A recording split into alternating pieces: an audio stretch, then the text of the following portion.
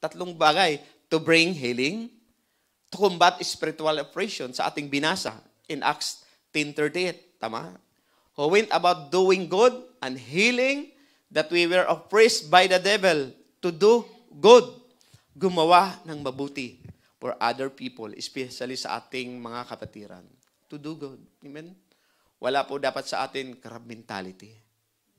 Okay? Gusto nating umangat at mapabuti ang bawat isa. Tama? Doing good extend even to our enemies. To those, especially to those who are indifferent. So, minsan, kaiba na, pero gawin mo pa rin ang maganda sa buhay niya. Huwag mong bigyan ng masama. Sabi nga,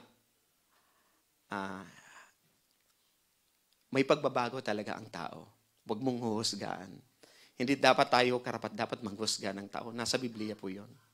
Only God knows